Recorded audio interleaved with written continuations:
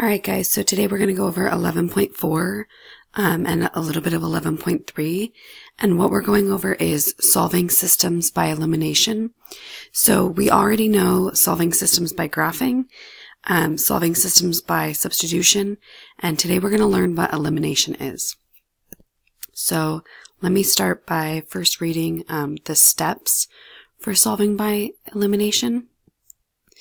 And the way the book breaks it up is, first you decide which variable you want to solve for or eliminate.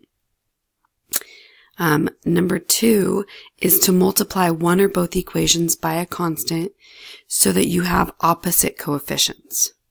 And so when you add those, they cancel out. And I'll show you what that looks like. And then the third is to solve the system using the elimination method. So you're just going to watch as I do this example, and I'm going to explain as I go through. So step 1 is decide which variable to eliminate, and I'm going to eliminate my y's here.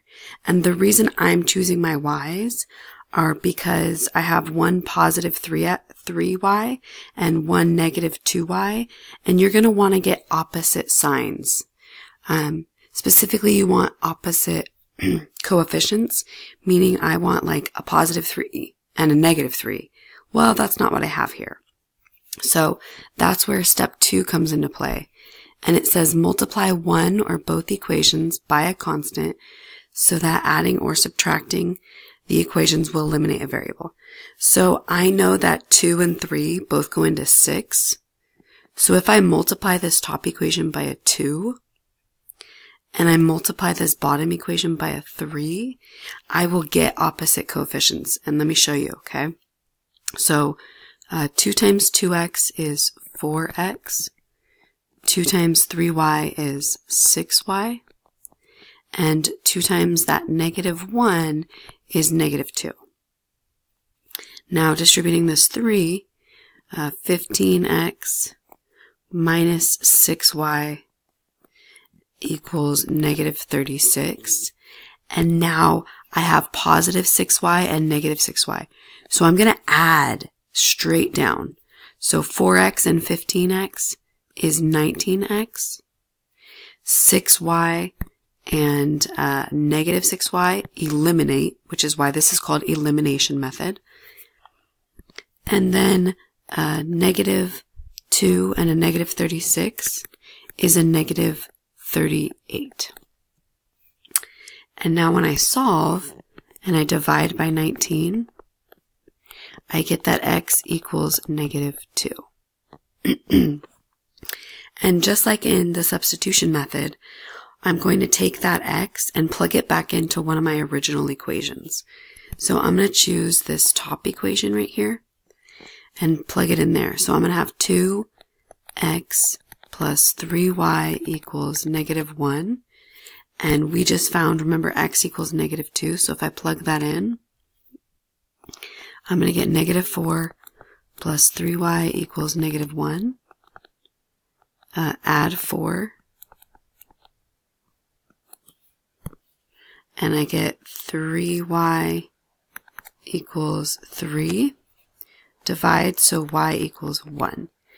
So my point of intersection is going to be negative 2, 1. Now, sorry. So I just asked you to watch as I did that one. And we were on page 517. We're going to turn to the next page, 518. And I'm going to walk you through the examples they do. So remember, this is a video and you can pause and rewind if you need to. But looking at these variables, they decide that they want to eliminate the y. And the reason for that is if I multiply this bottom equation by a 4, won't that give me a negative 8 here with the y? So a positive 8y and a negative 8y, those would be opposite coefficients and they'll eliminate. So that's what they do. They said multiply the second equation by 4, and they distributed that and got 8x minus 8y minus 40. And now if I line this up with the first equation up here, my 8y and my negative 8y will eliminate. And I could get, let's see, 3x and 8x is 11x. 7 minus 40 is negative 33. When you solve for x, you get negative 3. Now, once you get negative 3 for x, you substitute that back into one of the original equations. And they chose the top equation. They plugged in the negative 3 for x and got negative 9. They added 9 to both sides and got 8y equals 16 and y equals 2. Now, the book says to check your answers by graphing. We are not going to check our answers by graphing. How do we know how to check our answers? Well, we plug them back in. So I would have 3x plus 8y equals 7 and 2x, minus 2y equals negative 10. And the point we found was x is negative 3 and y was 2. So if I check these answers, negative 9 plus 16 equals 7. That's true. And negative 6 minus 4 equals negative 10.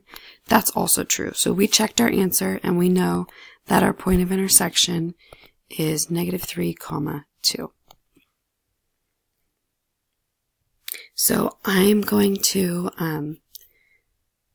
scroll down a little and I'm going to show you what they're doing here. So they chose multiply the first equation. First of all, they need to point out what we're solving for. And we are solving for x. They chose to solve for x. So 3 and 4, we have to choose what number goes into those. And they both go into 12. So if I make the top equation a negative 12 and the bottom equation a positive 12, those will eliminate.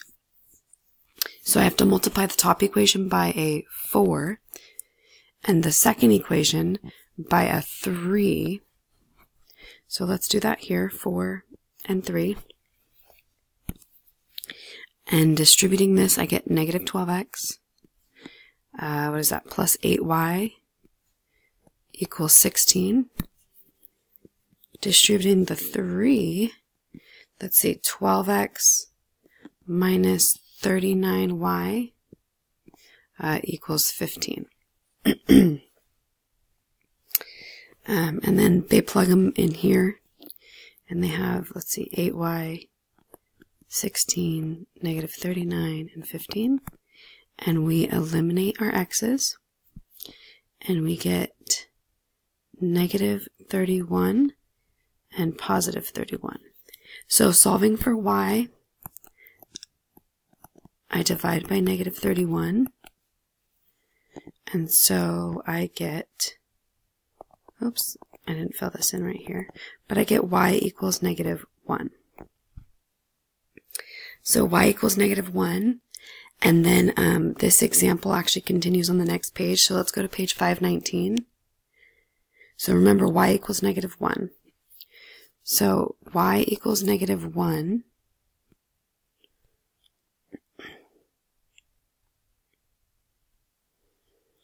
And I plug that in for y. 2 times negative 1 is negative 2. So I can add 2 to both sides and get 6. Divide by negative 3, and I get negative 2. So my solution is negative 2, negative 1. And again, we're not going to check by graphing. Instead, we can check by plugging it back into the original. Which, for the sake of time for this video, I'm not going to check the answer for that one because I want to show you how to do this next one. So for this one, we can either choose to eliminate our x's or our y's. I see that I have a 4y here and a 1y here. So I know if I multiply this bottom equation by a negative 4, when I distribute this right here, I'll get a negative 4y. So the top equation I didn't do anything with, I just left it alone. And this bottom equation, when I distribute this negative 4, I get negative 8x minus 4y equals 32. If you don't get a variable with opposite coefficients, like this one has positive 4x and a negative 4x, I'm sorry, positive 4y and a negative 4y, then you know you didn't multiply by the right thing. But we multiplied by the right thing, so we're good. I get a negative 11x equals 44, and I divide by negative 11. So x equals negative 4. Now take that and plug it back into one of these equations. The second equation to me looks easier because y doesn't have a coefficient, so I'm going to plug it in here. And I get negative 8 plus y equals negative 8. And when I add that 8 to the other side, I get y equals 0. So that's my point. Negative 4, comma, 0.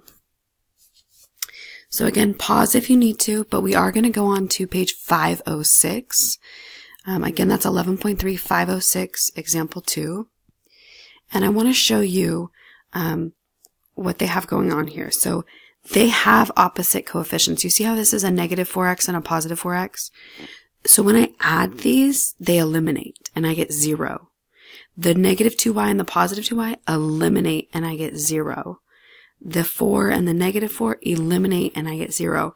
Anytime everything eliminates when you're doing elimination, and you get 0 equals 0, that means that they were the same line, right? So if you were to do this graphically, you would graph one line, and then you'd graph that line over. Well, remember, that's infinitely many solutions. Okay, so for part B, if I subtract this one, if I multiply by a negative here, and a negative here, so that would look like x plus y equals negative 2.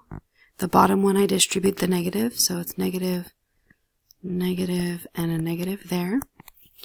Now this eliminates and I get 0. This eliminates and I get 0. And this gives me a negative 6. Well, does 0 ever equal negative 6? Does this make any sense? No, it makes no sense. So the resulting equation is 0 equals negative 6, which doesn't make sense. So the system has no solution. And in fact, if I graphed these, it would look something like a line here. And then if I graphed the other one, it would look something like here. And you would see they're parallel, so of course, with parallel lines, there is no solution. Okay, so just to remind you, if everything eliminates and you get 0 equals 0, that's true, right? That's infinitely many. That means it has infinitely many points that this intersects at. If you get some false statement, now I'm not talking about when you're checking your answer, but when you're actually eliminating, when you're actually solving, everything eliminates and you get some false statement, then you have no solution. Okay, on the next page, the your turn, 7 and 8. Let's see what we get for these two. So the 4x and the 4x almost have opposite coefficients. So if I multiply by a negative, that makes it positive, multiply by a negative, that makes it positive, I'd get the x's eliminate, great. The y's eliminate, great. So I get 0, and I get 5 over here. Now, that's not a true statement, so it's no solution. For these, they already have opposite coefficients. Awesome. Eliminates, that's 0.